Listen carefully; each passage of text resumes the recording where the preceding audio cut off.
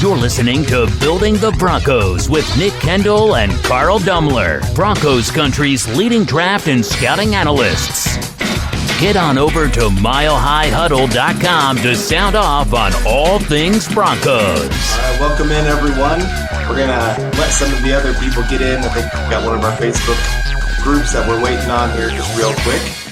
But got a special show for you. I know everybody's a little fired up after this last Sunday, but we're still going to have some fun talking football. You know, even win, lose, draw, whatever you want to call it, we can still talk some good Bronco football. So I'm excited for that. It looks like everybody is in. So I want to welcome everyone into Building the Broncos. And Nick is off celebrating 1 year of marriage. So if you have him on Twitter or Facebook, make sure you tell him happy anniversary. But his loss of being gone and going and hanging out with his wife, real big loss, is our gain. And Mr. Luke Patterson gets to join us here this evening. How are you doing, buddy? Dude, I'm pumped, man. I'm pumped to be building on the Broncos because we have plenty of building to do for the Denver Broncos. I mean, you said it, Carl. People are upset. People are mad. People are sad. People are trying to move on to 2021. And there's so much football that we have to get to. And I can't wait to be here, man. And I'm ready. I'm ready, dude. I'm ready. Let's get it. All right. Well, before we get to all of our discussion, I want to let everyone know that tonight's live stream podcast is brought to you by sportsbetting.com. Broncos Country gambling is now legal in the state of Colorado, and here's what makes sportsbetting.com a no-brainer for all sports fans. Sharp odds and low juice. They have in-house bookmakers. They're not a third-party provider of odds. Reduced juice, best prices, hassle-free bonuses means that the bonus money is yours after you bet it one time. Other sites sometimes take 5 to 30 times of betting. They also have 24/7 live customer support, always a real person in the U.S., and here's also the kicker at sportsbetting.com/milehighhuddle. You can get 100% risk-free week of sports betting up to $1,000. Not just one bet, but all of your bets. Play for a week, and if your losses exceed your winnings at the end of the week, sportsbetting.com/milehighhuddle will cover 100% of the differences up to $1,000 with a one-time rollover. So head on over to sportsbetting at sportsbetting.com/milehighhuddle. That's sportsbetting.com/milehighhuddle and capitalize on a risk-free week of sports betting up to $1,000. And make sure that you are following us on Twitter. You can find me at Carl Dumler MHH and Luke at Luke Patterson LP. And make sure wherever you're listening to this podcast, subscribe, like, share, do all of that for us if you possibly can. Click those little thumbs up for us. And also make sure you head on over to milehighhuddle.com, an affiliate of Sports Illustrated, and see all the great content that's going on. There's just tons out there. So make sure you head on over there. This is the Overtime Podcast Network. Listen up, Broncos Country. Coors Hard Seltzer is not your average seltzer. Rooted in Coors' long history of sustainability, their brand was inspired by a generation that wants to do good in the world, that has a mission to restore America's rivers. Never before has it been so easy to make an impact and make a difference and do good in the world.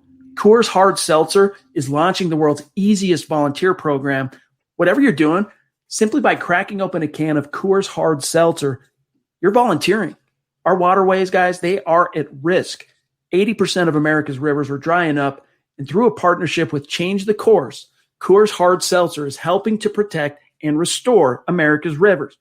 Each 12-pack of Coors Hard Seltzer restores 500 gallons of fresh water to U.S. rivers. Wrap your brain around that. And the communities that depend on them. It's so important. The results?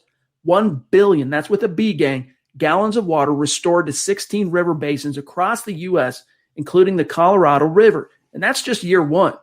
And here's what's great about Coors Hard Seltzer. 4 refreshing flavors, 1 cool cause. Enjoy naturally flavored black cherry, mango, lemon lime, and grapefruit. And the specs are in, gang. Coors Seltzer is 4.5% ABV and only 90 calories. Chad, I got to say, for last Sunday's slate of NFL games, I picked up a Coors Hard Seltzer and mango. Loved it. This week, I picked up a Coors Hard Seltzer and black cherry. Loved it even more. So, guys, whether you want to support the cause or like the flavors, you won't be disappointed with a Coors Hard Seltzer. Amen. So join the world's easiest volunteer program by simply drinking Coors Hard Seltzer. You can volunteer to restore America's rivers. You buy Coors Hard Seltzer, you help restore 500 gallons of water into America's rivers. It is that simple. Visit CoreSeltzer.com to find Coors Seltzer near you. That's CoreSeltzer.com. For every 12-pack sold through 8/31/2021, Coors will purchase services from Change the Course to restore 500 gallons of fresh river water. Details at CoorsSeltzer.com. Celebrate responsibly. Coors Brewing Company, Fort Worth, Texas. And now let's get to the meat of the issue here today, and something we wanted to talk about because, well, Vic Fangio talked about it. Offense is not doing enough. And it's been tough to watch for a lot of years, probably since 2014 to really watch this offense. 2015 had a couple decent games here and there, but Peyton Manning being a little banged up kind of made obviously the defense made up for it. But this year, everybody was kind of excited about this offense and what it could be, and injuries and shortened off season and everything else has made this a really, really difficult time. Cody Potter, I see you're wearing the same hat as me. That's really cool. Terry Randall wearing the Mile High Huddle shirt. Thank you guys for joining us. Sorry, I just get excited about getting into this topic because, this is kind of what building the Broncos is about. What does it take to get better? Mm-hmm. And but I want to make sure that we do recognize all the people out there. Greg, Charlie, Gary, yeah, see Pabby in the house. We got Duke Boynton. We got Paulie, Kenneth Booker, Isaiah. Dude, we have got a show, and we've got a lot of action going on in the live stream. I know Boana's all over that. Greg Smith, what's up, Greg? Good evening. Love that shirt. Let them hate. So I'm going to interrupt you real quick because I'm hating right now, and I'm hating on myself, Carl. And the reason I'm hating on myself is I picked the Broncos to win. Call me crazy. It's only the second game this season that I picked the Broncos to win. And I've been out there on Twitter bragging about how I was undefeated with my picks up until the last couple weeks. But I fell for the banana in the tailpipe, man. I really did. And half of me feels that way and the other half doesn't. I felt like the Broncos defense played well enough to stay competitive and put this team in a position to win. However, the Broncos offense, whether it be the play calling, the quarterback, the running back, you cannot say it was the offensive line in this game. I will not accept that as an answer. But, man, there's just so much I feel like that was left on the table and left on that cold, frosty field yesterday. And you know what? As frosty as it was, I can feel Broncos country. I could feel your blood boiling. I'm a little upset, and we got to hash this out, man. I've got sweaty hands as I'm talking to you right now just because I'm anxious, man. I'm so anxious, Carl, because I feel like the Broncos defense had KC on the ropes a little bit. They're saying, hey, we can defend you. We can run with you a little bit. And then the offense cannot get out of their own way. The biggest question that I am hearing in Broncos country right now, and it's something I talked to you about, Chad about, John about, I'm talking to everybody about. It seems like right now Broncos country's divided. It's a coaching problem with Vic Fangio. He doesn't pay enough attention to the offense. It's an offensive coordinator problem with Pat Shurmur. He's not calling the right plays for Drew Lock to be successful. And then I'm also hearing Drew Lock's not the guy. He's always banged up. His footwork is sloppy. He's got a heck of an arm, but his decision-making is suspect. So we got to get into that, man, because that's a lot to dive into. And I'm not tied down to just one opinion. I think more things can be true at the same time. Right. I think that's the thing is when you get so black and white, it's got to be this one thing, can't be anything else. You're missing the nuance of football. Usually if there is a mistake that happens, there are multiple things that went wrong to cause that mistake. If there's something that goes right, there's multiple things that go right to make that happen. That's just kind of how it works in football because it is, as Vic Fangio said, there's 11 men on the field. And you need all 11 doing their job, and there's just times where they're not doing their job. Pat Shurmur can't help when Melvin Gordon decides to flip it 10 yards over the head of Drew Lock on a flea flicker. No, but I'm going to push back and interrupt you there because he can help by not calling that play. Now, those are the same cutesy plays that I was calling for Rich Scangarello's job, and we'll get into that a little bit later, and I can't believe that I'm saying I miss Rich Scangarello right now, but you're exactly right. I mean, a flea flicker and Melvin Gordon, just chucking it over Drew's head. Yeah. So you got those plays. You got Melvin Gordon fumbling another time. You got Drew Lock throwing the pick six. You got him making decisions of throwing into coverage that he never should have, not taking the check down sometimes, just almost trying to be too aggressive it's almost like he's trying to be the hero and realizing sometimes being the hero means you just do the smart thing. So that's not all on Shurmur, but you're right. There's play calls that Shurmur has not done well. You've seen Vic Fangio. I mean, the Titans game sticks out really well of not managing the clock well to give his offense a chance to go and win the game at the end of the game. So all three phases have blame in different ways. To the level, to the degree, I mean, we can discuss that and everyone can have their opinions on that. It's the main thing that I've said going into 2020 is we needed to figure out who is Drew Lock. Is he a guy that you can build around? Is he the guy that you can move forward with? Or is he the guy that you need to start looking to replace? And there's some real concerns that I have with his game. I want to hear it, man. I want to hear it because I've got concerns about his game too, and I want to hear something. You're a good football mind. I know you watch film. I just asked if you got to chart plays. I haven't got to chart the plays yet either, but I want to see what you're seeing from Drew Lock outside of the mechanics, right? Everybody likes to talk about mechanics, and here's something that drives me absolutely nuts in the scouting community when somebody says, this quarterback has a big arm. Well, they all have big arms, okay? I mean, it's just, that's not the defining factor as to what a starting quarterback can be. One thing that I want to get to and criticize Drew Lock a little bit is I'm not seeing any leadership on this offense. Now, I understand it's hard to lead when you are struggling yourself and trying to brace and hone in on what is supposed to be you being the franchise quarterback. I get that, but I wish I could see Drew Lock on the sideline a little bit more trying to rally the troops. I wish I could hear his team talk about the type of leader he is in the face of adversity, and to be a fly in the locker room after that game. And we can get into that a little bit later. But Carl, what are you seeing from Drew Lock right now that's making you doubt that he could be the Broncos franchise quarterback? So one of the main ones, I mean, just sticking a play that really sticks out in my mind is the sack that he took towards the end of the half that got him out of field goal range. Yep. That was, I mean, I'm watching the screen going, blitz is coming, recognize where the blitz is coming from, throw where the blitz is coming from. He turns to the left, looking to the left when the blitz is coming from the right. And doesn't even see the player coming. And so the Chiefs brought more guys than who could block.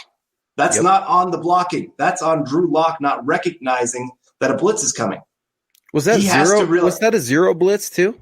I feel like it was. I mean, I'm going to have to go back and really watch it. But, I mean, there was a free man, and he had to know this free man is coming. I mean, you're talking about having big arms. Peyton Manning didn't have a big arm, but he had a big head. That's why he was MVP 2013. Literally and figuratively, he had a big head because he understood. Like, he saw those things. You didn't try to blitz him because you knew that was not going to work. Those smart quarterbacks, blitzes just don't work. Patrick Mahomes, they talk about how blitzes just don't work against him. And Drew Lock didn't recognize it. I thought it was a very easy, recognizable thing that me, not being an NFL quarterback, could recognize it. He couldn't see it. And that happened on more occasions than just that play. I agree with you, and we can all see it, and that's why I love Broncos country, and I'm eager to get to some of their takes here in a second. But, Broncos country, they're the most knowledgeable fan base in the NFL because there's not a single thing that I've said today on Twitter or even on this show yet that no one else hasn't said. I mean, the guy stares down one side of the field to his BFF, Albert O. And, I mean, defenses know that's happening. And they know Noah Fant's not 100%. They know when Drew Lock is going to be under center, it's going to be a handoff to Philip Lindsay because that's what he does. And they know that in the shotgun that Drew's got happy feet. Drew loves the drift. And if you're a defensive coordinator, you're telling your defensive ends, just stick there on the edge, and you're probably going to get against this cat. But Based Gase coming in here, and I love Based Gase with those Adam Gase crazy eyes. I'm always wondering. Anytime like New York Jets news comes up, I'm wondering if Gase is still there. So Based Gase with that $10 super, thank you so much. Lock stats after the Texans game starts 3-9, 57.6% completage rate, 3 touchdowns and 5 picks. The passer rating of 70.6. Lock to look okay under Skangs because the offense was dumbed down. Carl, Rich Scangarello, did he deserve to be fired? Because as I read Base Gase's question and his take, I'm starting to believe him a little bit here, man. Like, hey, was the Kool-Aid that bad between Vic Fangio and Rich Gangarello last year? Or could Drew Lock have benefited in another year of a West Coast offense?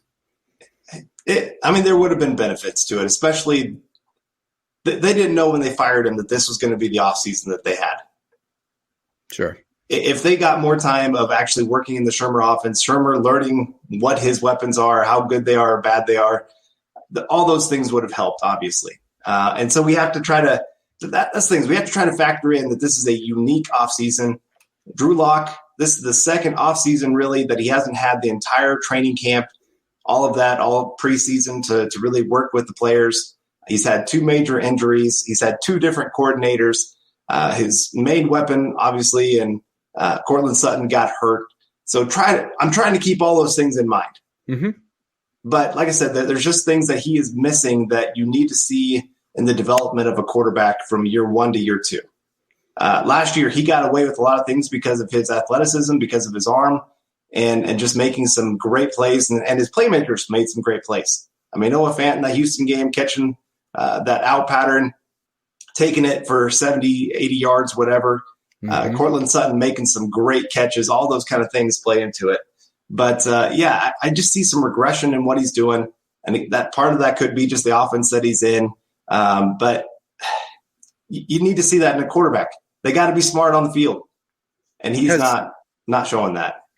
And I agree with you. I completely agree with you because it seems like all the physical tools are there, right, for Drew Lock. With Tim Tebow, the physical tools were sort of there, just not at quarterback. Yeah. And it's one of those deals where I feel like, if you could put Brett Rippon's game prep and his ability to read and Drew Lock's strong arm, then you've got the perfect quarterback, right? Always trying to find that hybrid quarterback, but it's hard to find them. And I completely agree with you. When you're seeing the same mistakes over and over, Drew Lock gives a great press conference saying, I'm going to improve. Well, we need to see it, man, because I didn't see any improvements. I saw like you, man. He got worse against the Chiefs. And I know a lot of people keep saying show patience. There are certain positions that you can show patience with. I'm glad the Broncos have shown patience with Garrett Bowles. He came in the league very raw. But quarterback is one of those positions you just can't wait. They waited on Paxton Lynch. They gave him 3 years to show that he could be the man. And it set the Broncos back 3 years. Agreed. I completely agree with you. And has Charger fan came at you yet today? Because Charger fan came at me today with, Charger fan is always coming at a Broncos fan whenever they can. And just don't even start because you're just a trash organization. You might be having a decent year, but just back up, okay?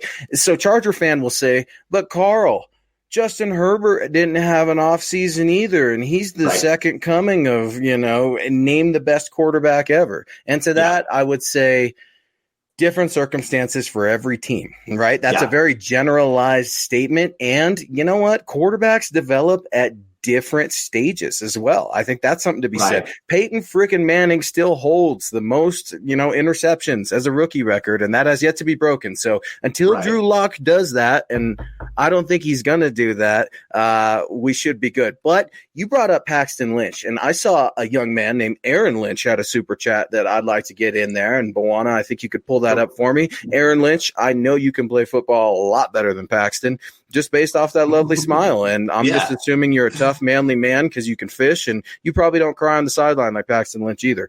Aaron Lynch with that $10 super. I never liked the Shurmur hire. I'm wrong about a lot, and I'm hoping this is much more of the same, but I see zero utilization of talent. How much should we actually pay for more offensive regression? Carl, did you like the Pat Shurmur hire when the news broke in January? I was in Tampa at the Shrine game. I'm very disappointed. I'm not going to be there this year. Shrine game came out and said it was canceled due to that funny little circumstance that's happening in this world right now. And the Broncos get a ton of talent from the Shrine game. So I was down there in Tampa when the news broke. I couldn't believe it. I thought Skangs would be staying, even though I was calling for his job. What was your initial reaction to the Pat Shurmur hire way back in January before all this craziness started? I liked it. I liked it more when Cortland Sutton KJ Hamler and Jerry Jeudy were healthy, because he is a guy that loves to run the 3 wide set. Well, right now the Broncos just don't have 3 wide receivers that you really feel comfortable with being on the field. Maybe KJ Hamler getting healthy can help make that offense go a lot better. I know you have some statistics about the 3 wide set of what the Broncos have been doing. It's not pretty. And so that's been tough to watch. And you're right. He has struggled to understand the talent that he has on the field right now. Part of it, again, guys have been hurt. Noah Fant has missed games. Courtland Sutton's missed games. Jerry Jeudy's been banged up even a little bit. KJ Hamler's been in and out of the offense. So, and of course, Phillip Lindsay just got back. Then Melvin Gordon had his issues. So that does play into it. When every week you're trying to make a game plan and another guy goes down. But at the same time, you just got to deal with it. And right now, he has not been dealing with it well. This is the Overtime Podcast Network. Yeah, we got Charlie Beagle coming in here wanting to defend Drew a little bit, and I appreciate that, Charlie. Great friend of the show. I'm with Drew Lock. Get everybody healthy, give the kids some time and coaching and some better play calling. Charlie, I can feel the Aaron Rodgers to your game with the RELAX, relax, and I like it because maybe that's what we need to do a little bit. In order for me to do that, I have to see minor improvement at least. I was excited for Pat Shurmur to come here because I'm thinking, okay, let's get Drew back in the shotgun. Maybe he'll be a little bit more comfortable in the pocket then, and it doesn't seem like that at all. He drifts whenever he can. The 3-step drops and the 5-step drops from under center are still really, really ugly. And not to quote VJ, that's ugly, right? But it's one of those things where I got to see some improvement. So for me, man, I liked it initially, but I'm souring on it very, very quickly. Yeah, that's going to be. I mean, he and Drew Lock are tied to each other now, in the sense of he's got to show that he can help Drew Lock to grow and to do something, to maybe simplify some of the things that they're doing, maybe give some easier targets early in the game. That's something I'd love to see that they haven't really shown the last couple games. They've wanted to attack downfield, and I understand Drew Lock most of the time has a pretty decent deep ball. But right now, he's just not hitting it. He's not comfortable. Let him get some easy targets, get comfortable in the pocket, because right now, like you said, he's wanting to drift out of that pocket, even when it's clean. I mean, he hits that back foot, and he's like, oh, I got to get out of here.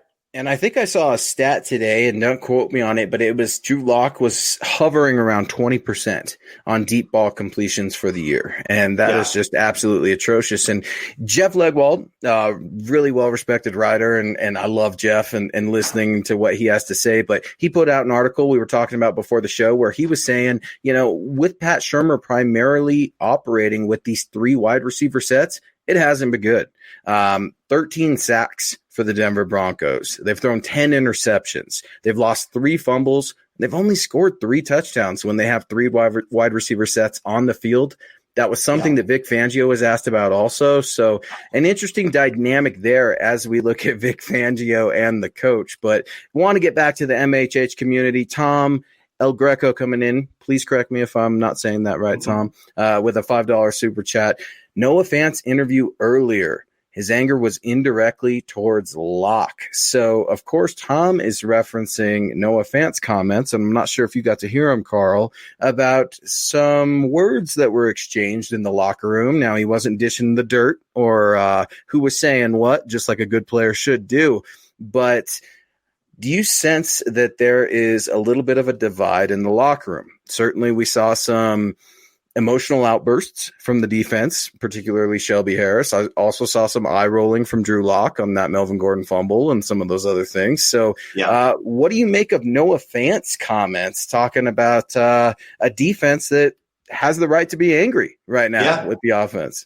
I mean, I think they're just like the rest of us. A loss like that, I mean, it's embarrassing. It is really embarrassing. I haven't hardly wanted to be on Twitter. I haven't wanted to be on Facebook. I haven't wanted. I noticed even today you were ghosting us. You were ghosting Chad and I today. I noticed. Well, I had some other things going on here today, but it is. It's hard to really want to even talk about some of the things going on, and so I can only imagine for these guys who are invested, who this is their livelihood, to go out there and to be embarrassed that way. Yeah, there's going to be some frustrations that are going to boil over. I still remember even that 2015 season had some guys boil over. I can't remember. I think the coach Kubiak had asked the guys something after a loss, like, "Hey, would anybody like to talk?" And I can't remember who it was. Somebody tried to. Was it Russell? It was Russell Okung starting left tackle. Yeah, and the defense is like, "Sit your butt down." And not even that. It was your boy Aqib Talib. Yeah, who got up there. It's like, no, we ain't having any of that from you. Yeah, and you don't get to stand up after what you guys have done. So again, yes, I understand that there's going to be a lot of anger. Yeah, I'm okay. I'm not okay with Shelby Harris and his little freak out, but I'm okay with seeing an emotion from somebody. You saw Bradley Chubb out there yelling and screaming too, and I'm not saying that's the most positive thing either. If you're going to have a offense go out there and just kind of piddle in their pants like they did, sometimes, I think the argument can be made they should get screamed at. Other times, I think, that's not going to let any grown man respond to that in a positive manner either. You're a parent, I'm a parent. Our children respond to us a little bit better when we're not yelling at them. And I think the same can be said. Now, there should be times where the team needs to be held accountable as well. So I'm happy to see a little bit of emotion from that defense. I just don't want this to become a defense versus offensive thing because let's be honest, the defense, they played good yesterday, but they're not that 2015 Super Bowl, defense either. So they don't have as many credentials as I think they might have. And as good as Kareem Jackson is and Justin Simmons, I think maybe he should have looked back on taking that deal last year with the way he's playing, kind of some ups and downs. But the question is definitely raised, will this divide the locker room? That's when I start looking to the leaders of this team. And I really don't know who they are, if I'm going to be honest with you. Right. This is a defining moment for coaches, players, front office, everyone. Yes. Do they let this fuel them to better things ahead? Or do they, again, like you said, let this divide them? Because before this game, I felt like this was the most unified I'd seen this locker room since that 2015 team. Now, you go out there and have this kind of game.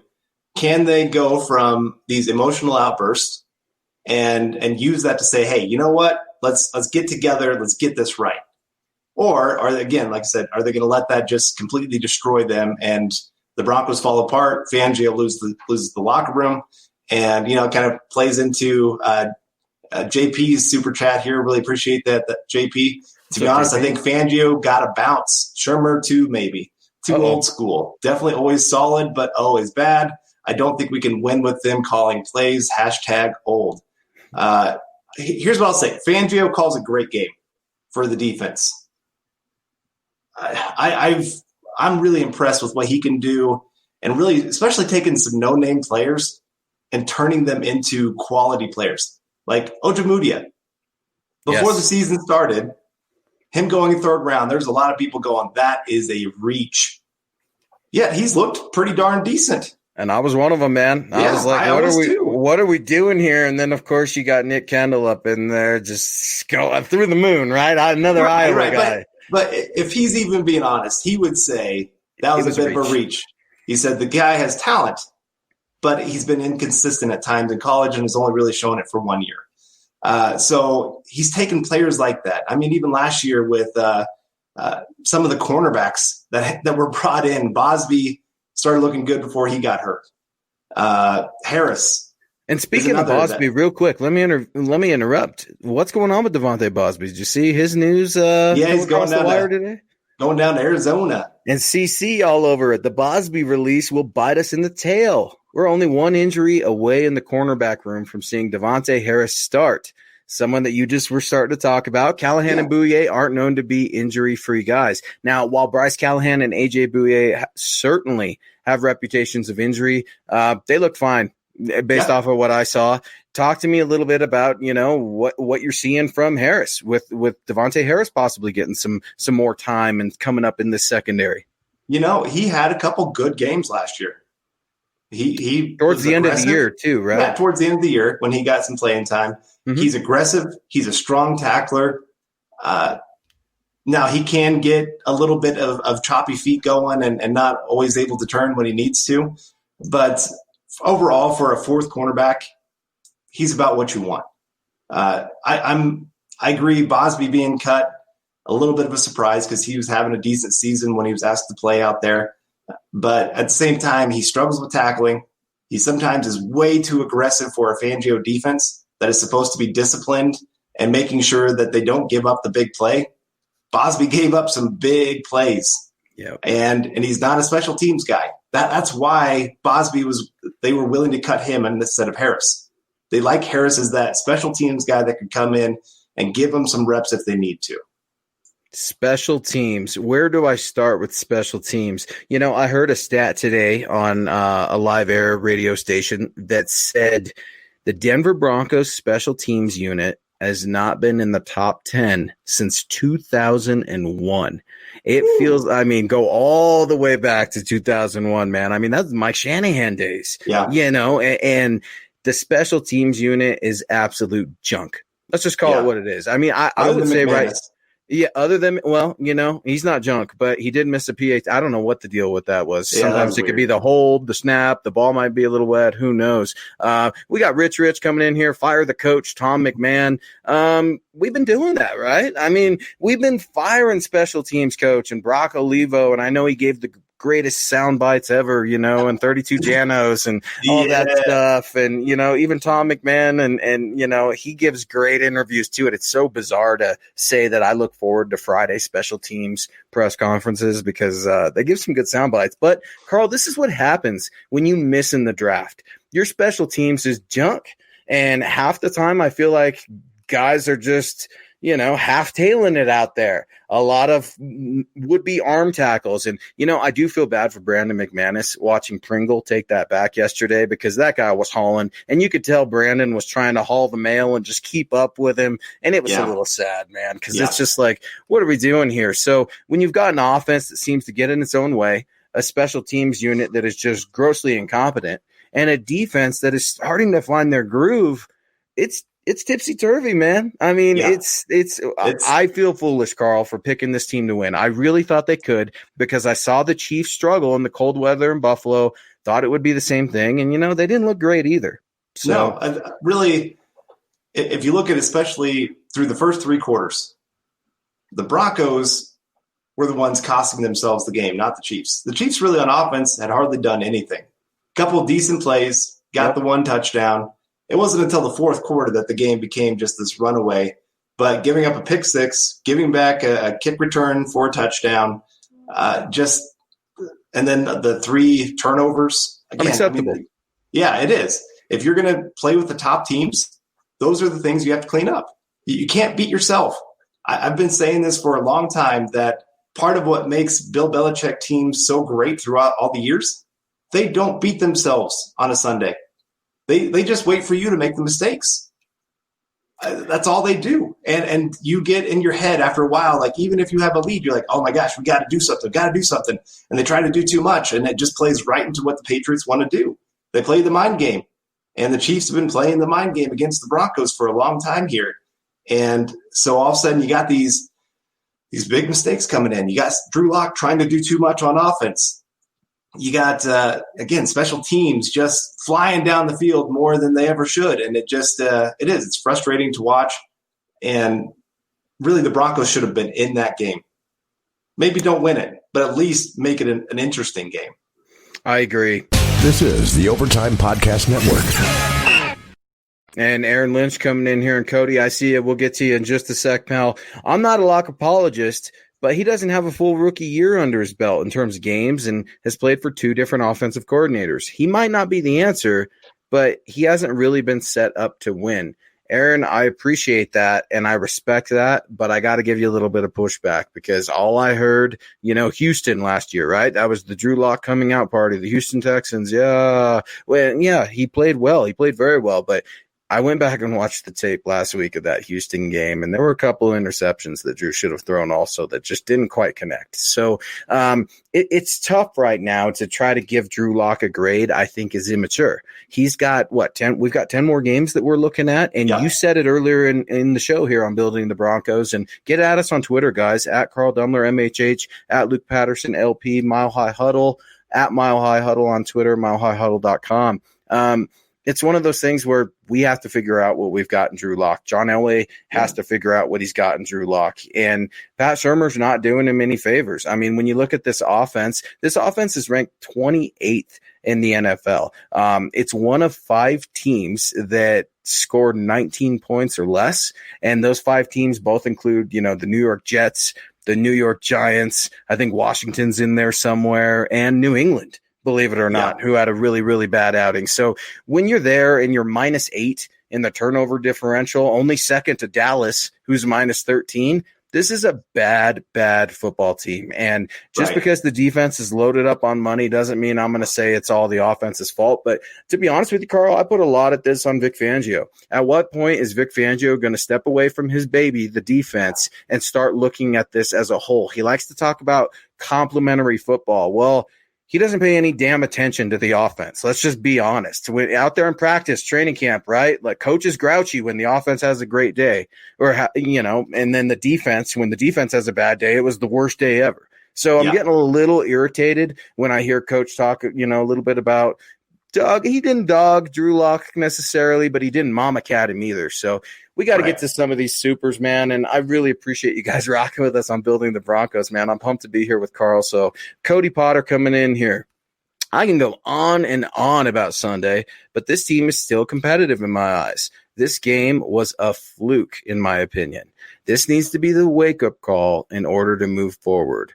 9-7, 10-6, still on the table. You best believe it. Cody, I like the optimism. I just wish this was the NFC East, because then I would be right there with you, man. 6 wins that division. Yeah, as it sits right now, Cody and Carl and John, I don't know if you guys know this, but the Broncos would go 9th in the 2021 NFL draft. That means with just, 2 wins under their belt, there are 8 other teams that are worse than them right now. And that's a scary thought as we start to look towards the draft.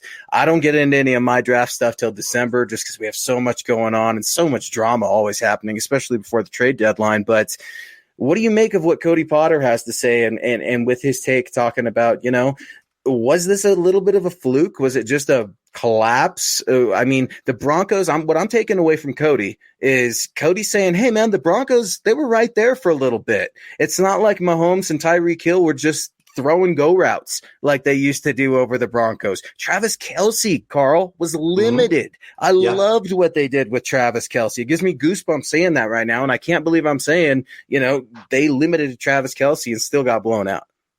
But by the way, did you see who you were playing this week in fantasy football? Yeah. Is that where we're going to go? Is that where Carl? I will say you are second. I'm in first. So we're the top 2 guys in the Mile High Huddle fantasy football right now. And we faced off this last week. I know, and it is Fear the Beard. And I think you have Travis Kelce, if I remember right. I have Travis Kelce. And so it helped out that he was limited for me. Yeah, and I've got Pat Mahomes in some other leagues. And just so you guys know, I'm always rooting against them. I want the Broncos to win. Yeah, I mean, I don't care. Go to sportsbetting.com/Mile High Huddle. Look at some of these odds. And Kliss was throwing out, I think, the underdog already for 2 weeks from now. You already looking past the Chargers, and I'm not sure what the spread on that Charger game is, but they were hanging with them for a little bit, Carl. I mean, is this? Could you see another scenario where the Broncos could beat Kansas City in Arrowhead? Not in Arrowhead. Well, and it's tough because right now they might not have a crowd. Sure, the crowd is a huge part of that atmosphere. Yeah. So if there is no crowd, then I think the Broncos can stand a chance if they can clean up these stupid mistakes. If the coaches can figure out what kind of playmakers they have and how to use them, there's a lot of things they got to figure out. And unfortunately, that's the way it is this season. You got to learn on the go. You didn't have an off season or preseason to kind of work out some of these little issues to get ready for the season. And so at this point, you just got to get going. I still think the Broncos stand a decent chance. The AFC is tough, though. That's part of the problem. I mean, you got the AFC North that has Baltimore and the Steelers looking great. Yeah, even Cleveland doesn't look terrible.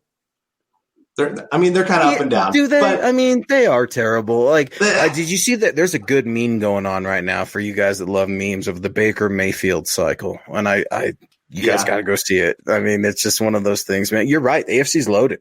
Yeah. You got the AFC South, who Colts are looking okay. Tennessee's looking great. Even the AFC West, the Raiders are going to be a problem. Chargers have been in almost every single game they've played.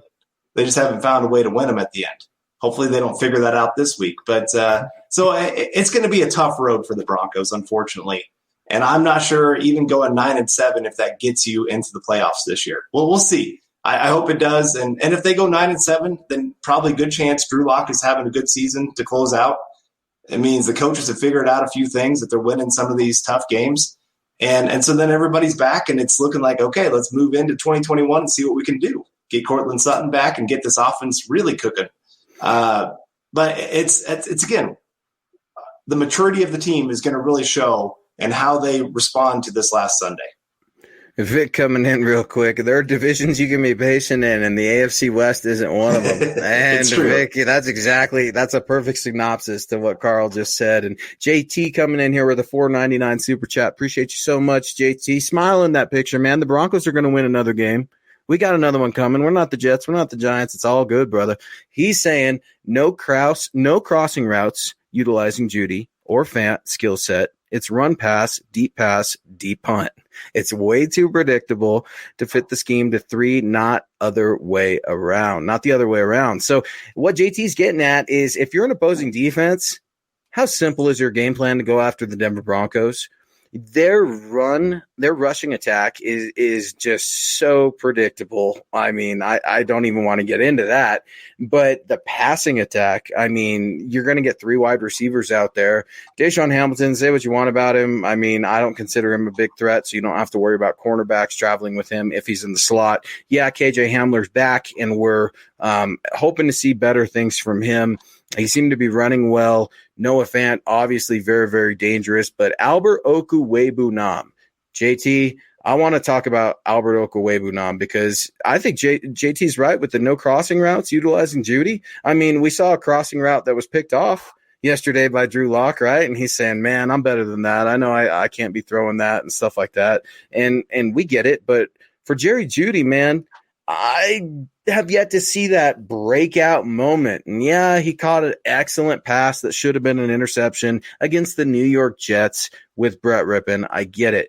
We have not seen that breakout game from Jerry Jeudy. People are wanting to see Jerry Jeudy break out. They're wanting to see Albert O break out. Is Pat Shurmur utilizing Jerry Jeudy the right way right now, let alone Noah Fant? No, he's not. So I know. No. That's like, you sound like John Elway when he was asked, if he would consider retaining any of the previous offensive coaching staff for Gary Kubiak, and he's just going, no. So JT's right. Jeudy is not running enough crossing routes to take advantage of his route running ability. You're seeing him run a lot of deep routes. And while he can win those routes because he has speed, he's got that quickness, he's a very advanced player. That's just not his top skill set. That's not the best way to utilize him. So JT is exactly right. Fant is the same way. He's got that quick step for a tight end. Get him with the ball in his hands on a 5-yard route and let him go to work. Last year, watch his touchdowns, his big plays. They were these quick passes that he just made a couple guys miss and took them for a big play. And, JJ's better suited for the slot. This was my one problem of them taking Jerry Jeudy and KJ Hamler. Yes. Both of them, their best game is out of the slot. This is where part of me, if they knew that KJ Hamler was going to be there in the second, I think they might have taken CeeDee Lamb in the first because CeeDee is better on the outside. Not that Jerry Jeudy can't do it. Again, they just got to figure out some better ways to get the ball in his hands. Give him a 7 to 8 catch game. Don't just get him 1 to 2 catches a game and expect him to be okay. Part of what he did so well with Alabama was, he was just getting the ball left and right. And when he can get into a rhythm, man, he is unstoppable. But I think part of his drops problem is he's going, okay, I've only got 1 to 2 plays a game. I got to do a lot with those plays. And he's just not, as Shurmur watched any film on Jeudy, doesn't look like he has. I love it. Yeah, again, this is where he's got to learn better. What are his weapons? How does he have to build his offense around him? Mark Schlereth said something today, and it's just resonated with me throughout the whole day. He said that Pat Shurmur seems to be calling offenses like he's auditioning for a head coaching job. He wants to go deep. He wants to make big splashes, and it's just not happening. It's the complete opposite. You're turning the ball over. It's not right. Things aren't clicking and adjustments aren't being made. Drew Lock isn't cleaning up his footwork because Pat Shurmur isn't cleaning up the play calling. It's not two guys that aren't just not wanting to win. It's just they're so stubborn in their ways. And when you're stubborn in your ways and change isn't being made, you're going to lose football games, especially against the world championship team, the Kansas City Chiefs. And while I can't stand the Chargers, they're definitely a threat. And the biggest storyline, it's going to be Justin Herbert versus Drew Lock. And, part of me does wonder, because Drew Lock is human, was the moment a little too big for him yesterday? He's playing against his old team. You got to know he wishes he was the quarterback of that team, right? That would be like one of our guys growing up here and going to the Raiders and wanting to beat the Broncos so bad and bring that championship back. So I do wonder about that. But as we start to keep rolling with you guys on building the Broncos, Paul's coming in here with a $20 super. Thank you so much, Paul. Appreciate you tuning in. Paul, why roll out so much when your quarterback isn't seeing the field very well? Get young guys involved early. They're hanging their heads. I love Locke, but we need his leadership. I agree with you, Luke. And it's tough to lead, Carl, when you're not doing the right thing. But what is this swag that we've been talking about, Drew Lock? Swag's fun when you're winning, but as I know, I'm preparing to chart the film, and you are too. I'm going to watch that first Drew Lock touchdown where he ran into the end zone and he's pointing at Chiefs players. So you kind of look like a little bit of a buster, bro, when you're doing those things so early and you can't back it up. And what I want to see, he says the right things in the press conferences. I love it. I get it. Whatever. He's the best thing ever. But we got to see it on the field. Yeah. And I want to see him challenge his teammates. I want to see him go over to the offensive line, go over to the defense. Hey, man, I got you. Just like Pat Mahomes does. Different personalities and stuff like that. I get it. But when you look at the franchise quarterbacks, they have command over the entire team. I'm not saying the defense needs to bow down to Drew Lock. I'm saying that Drew Lock, it would be nice to see him eat a little bit of a humble pie and show some aggression. Good gosh, get angry here. You got to get angry. You got to get mean, like Patches O'Houlihan, right? Yeah, right. Dodgeball. So, yeah, man, it's frustrating all the way around. Right. I don't mind the rollout plays, honestly, because it does cut the field in half for him on views. Part of it is, though, he's not reading the levels well. Right. And he's already staring at that one side of the field anyway. And when you're already staring on that one side of the field, you're exactly right. He's looking – it almost feels like to me, and I'm curious to see what you have to say, it feels like he's looking for the deep pass as his check down. Yeah, he is. He locks in on it, and he won't wait until he's about to step out of bounds. It's about the only time he'll switch to the underneath route. And there's times, man, that underneath route, it's like the guy's got 15 yards of running space in front of him. Hit that. Hit it early. He holds on to it for so long, hoping that long play can open up.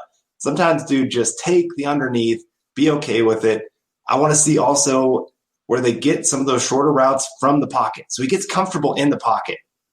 They're wanting to throw deep so early in the game. He gets those happy feet. He wants to get out of the pocket as quick as possible because that's where he's comfortable.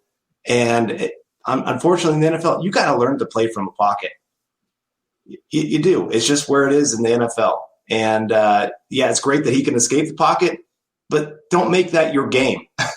That can't. And right now, that is his game, and it's just not working. Well, and something that I go back to when he was asked, what's it like to be a gunslinger? Well, it's kind of like being a three-point shooter. You miss the first couple of times and you hit the third one. You feel good. You're going to keep shooting. Well, kid, you've been shooting and you've been missing and you've been giving up some turnovers. So it's time to start hitting. And speaking of hitting, hit those like buttons up. I see my man Zach coming in here. What's up, Zach? Everybody get over to the Huddle Up store. Maybe, John, we can put that plug up real quick after I read this and get your swag on.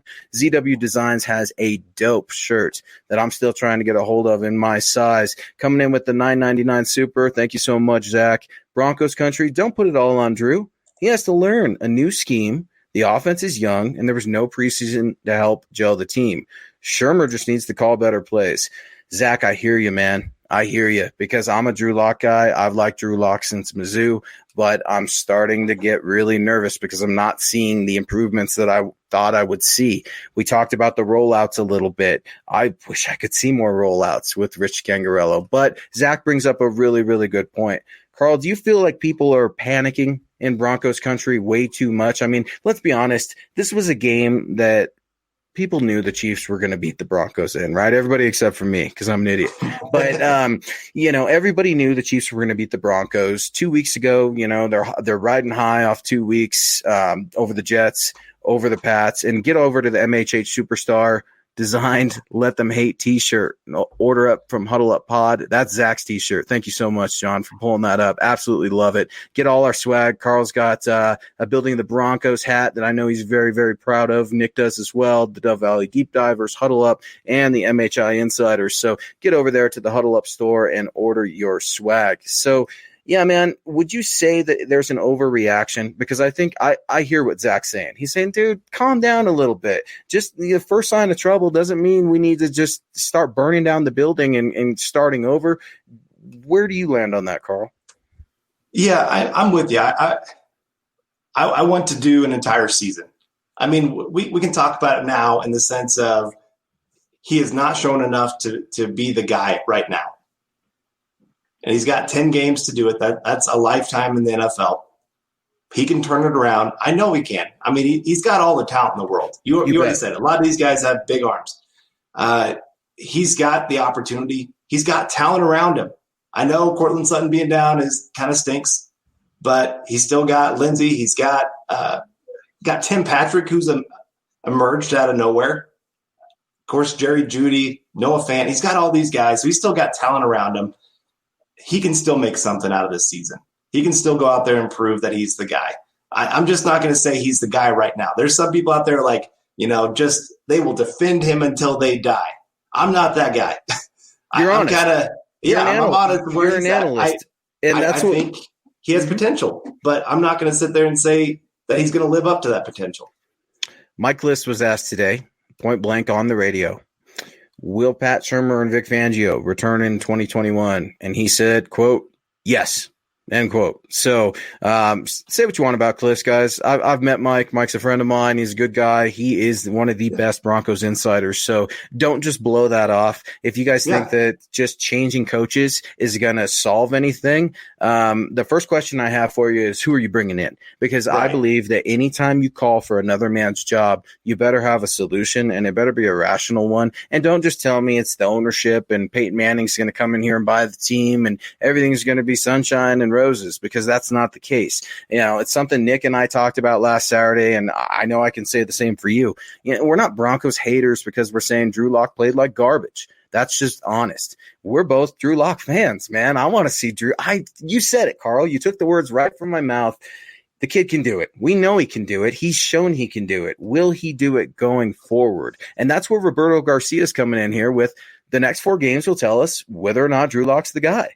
We are looking at the Chargers, the Falcons, the Raiders, and the Dolphins. Now, Carl, if you were to show me the Chargers, Falcons, Raiders, and Dolphins, I'd say don't worry about the Dolphins. That's an easy win. Falcons, they tend to screw things up a lot. Well, so do the Denver Broncos. So, in our last little segment here, man, what are you looking forward to seeing against, the Chargers, another AFC West divisional matchup? This matchup, obviously, I think more favorable than the Kansas City Chiefs matchup for obvious reasons. Justin Herbert, he's riding a high wave, but every high wave crashes on the rocks eventually. Will this be that week, Carl?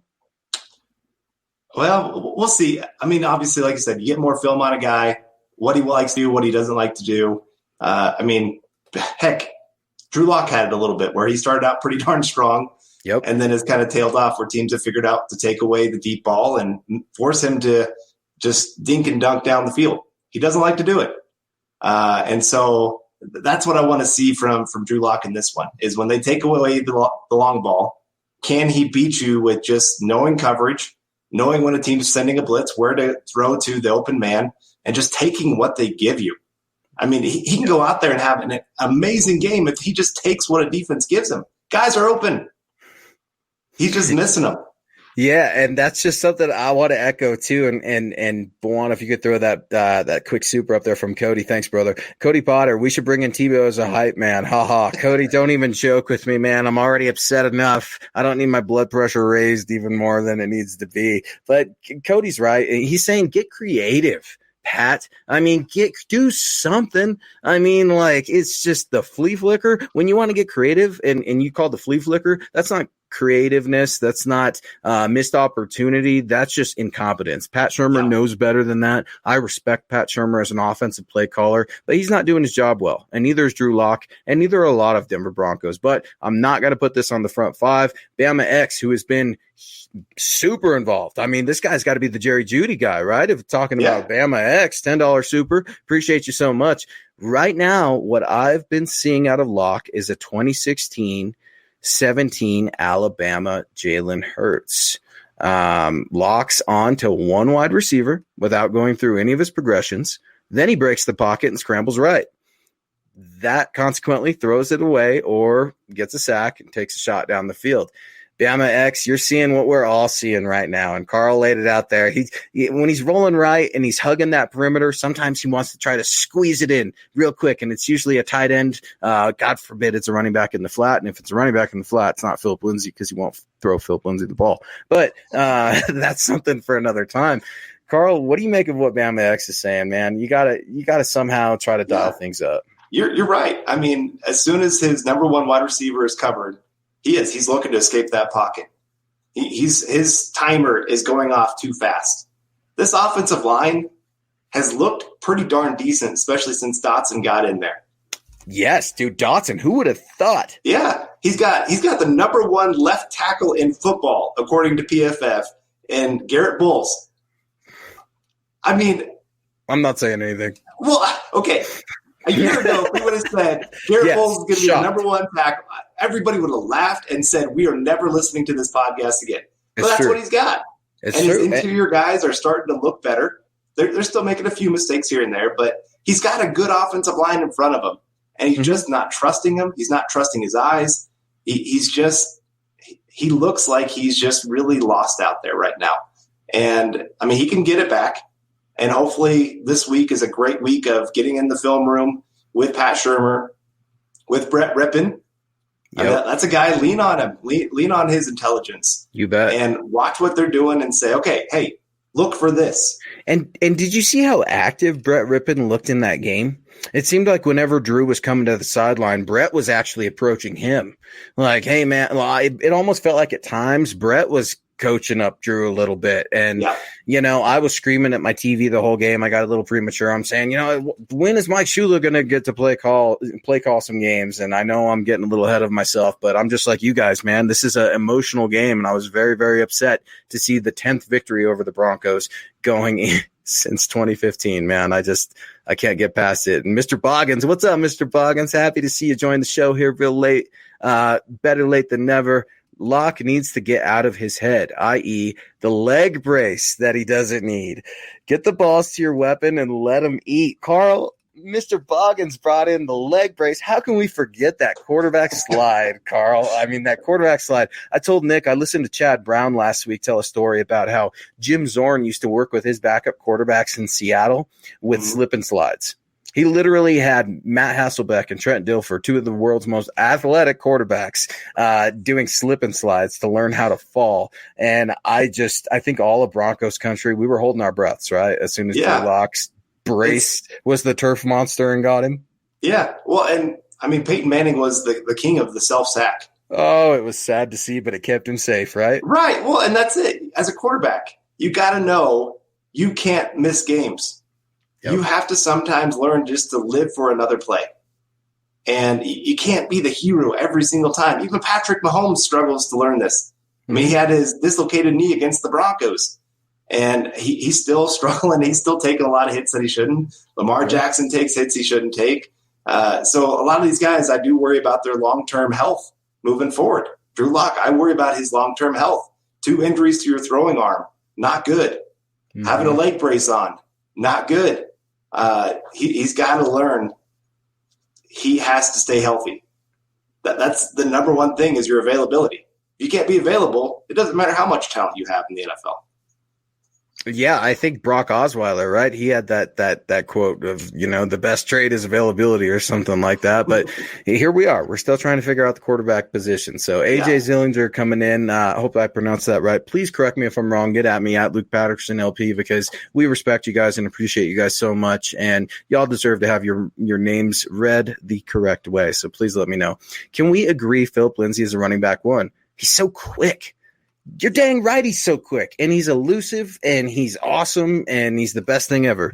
I've been very critical of Philip Lindsay in the past, and I was screaming at the TV anytime they pulled him out of the game for Melvin Gordon. Philip Lindsay, I can't figure it out, Carl, and I know we're on our way out, but I'm just going to go ahead and say it, and I don't care if it angers some people or not.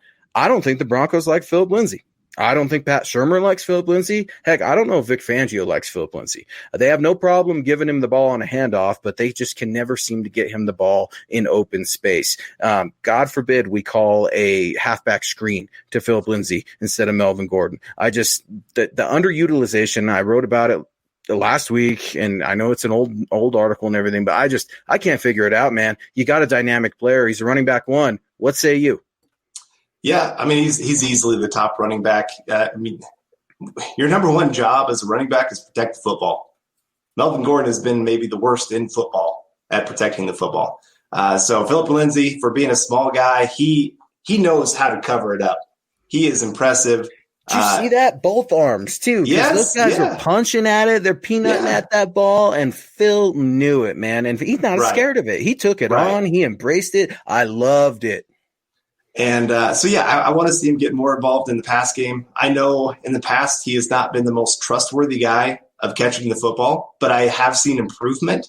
Mm-hmm. Even, that first game against the Titans, he had a great catch in the red zone.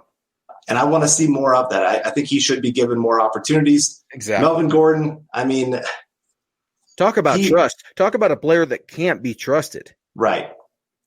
So I don't know. I know money talks, and you just paid Melvin Gordon a ton of money. So you feel like you got to take advantage of that investment. But right now, he has been nothing but a distraction for the team, nothing but a guy that has cost them points. Yep. He's hurt the team more than he's helped. That's for sure. And I think Mr. Boggins would agree with you, just to kind of wrap up our night. And I love this super because it's perfect.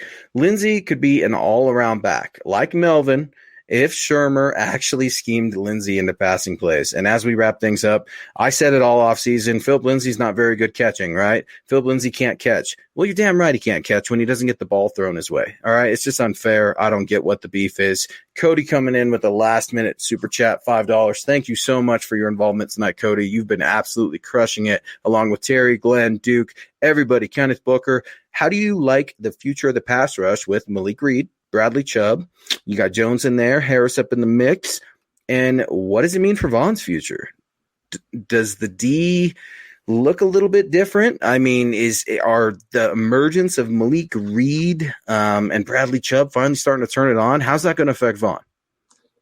Well, I mean, it does affect him. If Malik Reed keeps going the direction that he's going, he's been up and down. But let me just say that Malik Reed has been he's not done great in the run game. There's been some plays where he's really gotten pushed around. Yep. And so keep that in mind.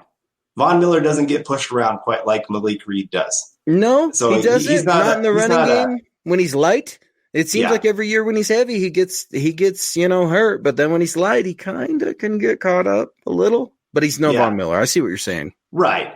I love. I've said it on here. Draymond Jones, one of my favorite young players on the Broncos. Shelby Harris has worked himself into a guy that the Broncos should be looking to pay. And so I like the group. I really do. But I really like the group if Vaughn is healthy. So, Malik Reed's not going to cost a whole lot of money. Von Miller, let him keep going on his contract. Once his contract is up, pay Bradley Chubb. I still want to see them go after somebody more to add to the group. You can never have enough pass rushers. Let me just say that. Kenneth Booker coming in here. I completely agree. Never enough pass rushers. Denver D is going to bring Herbert back down to earth. I hope so. I love that so much. And thoughts and prayers to Mike Purcell, man. Homegrown native. Man, hope you feel better, big man. And Sly Sylvester Williams back up in the mix for the Denver Broncos on the defensive line, activated. And please go read about that on milehighhuddle.com. Chad Jensen has you guys up to date with a great piece on the new defensive line that we're constantly working around. So Bama X coming in here with another $10 super chat, absolutely crushing it. I can't believe people actually noticed Carl. Judy has been hang on, I'm messing this up. I can't believe people actually noticed Carl. Laugh out loud. Judy has been pressing because of it too. All the success he had at Alabama, and fans are already calling him a bust when they aren't playing to his strengths. Bama X, you're exactly right. If I'm here and Carl's here, and I know John's in the background saying, don't call Drew Lock a bust in year 2. Anybody down there in Alabama that's saying Jerry Judy's a bust is so wrong. Let's be honest. This football team is a bust right now, and Jerry Judy just happens to be on it. Right. If he would have been, let's say he and CeeDee Lamb were reversed. Oh, dirty. I'm just going to say it. If he's with the Cowboys, he's being very successful with the Cowboys. Just because they have a more dynamic offense that has a quarterback that's more established and knows what he's doing and can throw to the open guy. And so, I mean, it's just part of the problem of you're going through the growing pains of a young offense, the growing pains of a new offensive coordinator, and obviously in a tough division, in a tough year. So there's a lot of things that are playing into a lot of his struggles so far this year. I expect him to bounce back. I expect him to eventually have one of those breakout games where he just goes nuts and the Broncos figure out how to better play him. I'm not too worried about him right now. He's the least of my worries when it comes to the Broncos. Me too. Jerry Judy's going to figure it out, and the offense has to figure it out. So as we wrap up our show, Deshaun coming in here with the final super chat of the evening, and you guys have absolutely crushed building the Broncos tonight. Fangio's a great defensive mind. He needs to be a part of the offensive game plan week to week. He should be helping the offense out more. He needs to be in more offensive meetings to better help the offense. Deshaun, this is something I completely agree with you about. I want Vic Fangio, and I know we're running over just a little bit, and I'm just going to say it. Vic Fangio needs to take a step back. He needs to be the head coach of this football team. He's the defensive coordinator right now. Ed Donatel is being severely underutilized. As angry as I am about Philip Lindsay not being able to get targeted in the passing game, I'm even more angry that Vic Fangio won't trust his BFF of 30-some years and Ed Donatel to call the plays that they all know they're going to call anyway. Vic needs to be in that offensive meeting room, and I completely agree with you, Deshaun. It would make this team a better football team and absolutely show some unity from the head coach. All right. Well, Luke, any last second thoughts here before we get out of here? I've loved even going over, man. This is great. We could go all night. Yeah. Oh, we could go all night. Time always flies. I was super pumped to be on the show tonight. Thank you so much for the invite. And obviously congratulations to Nick and his wife, but no, Broncos country, just stay safe, take care of each other. I know these are crazy times with, the next week coming up and big day coming up and the trade deadline coming up and stuff like that. So let's just be good to each other on social media, be good to each other, hit us up for any questions and constantly talk Broncos with us. I get so many messages and I know you do, Carl, and John does too. And I don't care the day or time of night, message me. Let's talk football. I'm so humbled to be a part of this show. Thank you very much. Yeah, no, man. Love having you on here. Always love the energy. And it's just great talking football, man. Like I said, you and I, we know we could go all night. But for John's sake, for Chad's sake, we're going to go ahead and wrap this up.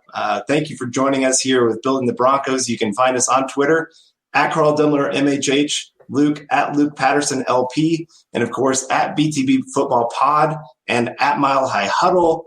Make sure you're checking out all the podcasts, not just this one here. All of the guys are great. Always love listening to, of course, Mile High Insiders on, is it Saturday or Friday? Saturday nights, baby. We're the last show before games. You know that. Don't act like you know. You've been on my show. I know. Yeah. For some reason, I just spaced it there for a second. But, again, appreciate you all joining us. Make sure wherever you're listening to this podcast, like, share, subscribe, all those things for us. We really, really appreciate it. It helps us get this out there to more and more people. It's always fun walking down the street wearing my Building the Broncos hat. Somebody goes, "Oh, I love that show." And I'm like, Yes, there we go. Somebody sent it to them. They listened to it. It's great. Do you sign we it for appreciate him? any support. Do you Well, sign of it course. for him? Sign it for Of him. course, man. All right, there you go. Send them to Carl. We appreciate you guys so much. He's Carl Dumler. I'm Luke Patterson. John on the ones and twos, saying always believe in that Mile High magic. Go Broncos. You've been listening to Building the Broncos. Join Broncos Country's deep divers at milehighhuddle.com to keep the conversation going.